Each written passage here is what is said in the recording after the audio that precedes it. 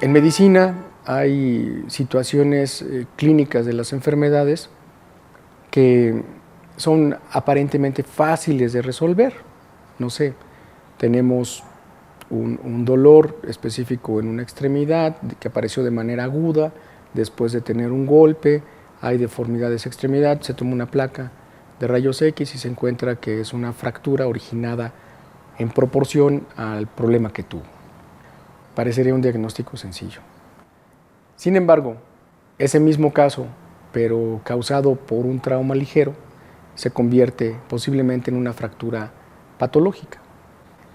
Y el origen de esa fractura patológica podría obedecer a infinidad de otros diagnósticos, desde problemas de cáncer hasta problemas metabólicos en cuanto a la integración del hueso.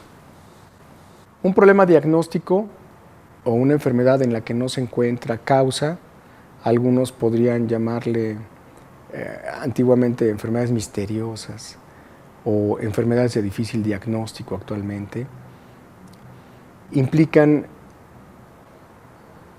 por lo regular dificultad en establecer el diagnóstico de primera intención o de segunda intención, que aún de tener algunos estudios de laboratorio, gabinete u otros paraclínicos, no se puede integrar el diagnóstico.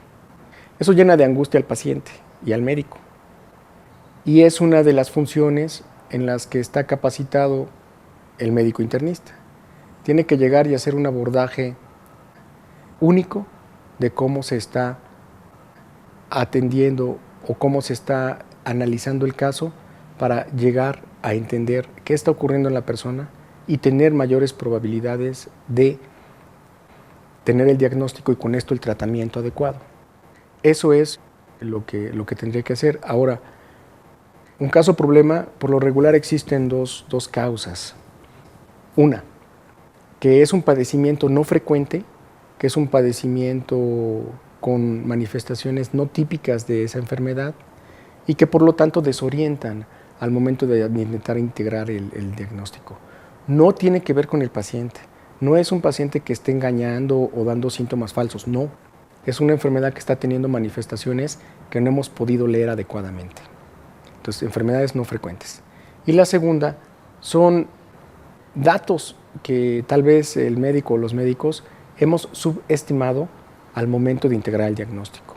O tal vez la falta de un estudio sistematizado y secuencial y priorizado del paciente, que tal vez ahí se incurrió en un error o en una omisión involuntaria y no se tiene el diagnóstico por tal vez la reducción de minimización de ese dato.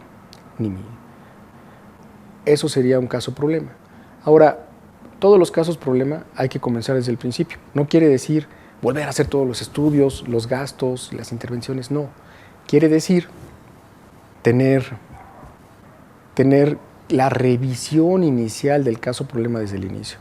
En ocasiones, tal vez desde antes de ver al paciente, tener todo lo que se ha hecho, platicar con el médico que está refiriendo al paciente para el establecimiento del diagnóstico y posteriormente volverle a preguntar al paciente. No de una forma aburrida y entender que es una persona que ya viene cansada, que viene angustiada y que quiere saber qué tiene. Entonces lo primero que hay que hacer con el paciente es explicarle que dada la desesperación y que se entiende su desesperación, el objetivo principal va a ser llegar al diagnóstico. Explicarle que tal vez no se requiera una gran cantidad de gastos y que esto no quiere decir que esté muy grave, sino que posiblemente es una enfermedad no tan frecuente o que hay algo en el método previo, es que hay ocasiones en que un paciente de difícil diagnóstico o caso problema ya nos viene después de 2, 3 o hasta 4 médicos que han intentado auxiliarle. Y bueno, esto sería, habitualmente los casos problema tienen solución, habitualmente los casos problema tienen diagnóstico y algunas veces hay que no solo restablecer el protocolo, sino también darle tiempo a la enfermedad a que se manifieste de alguna otra forma. A veces la experiencia y la sensación subjetiva con el paciente ayudan mucho en la orientación de un caso problema.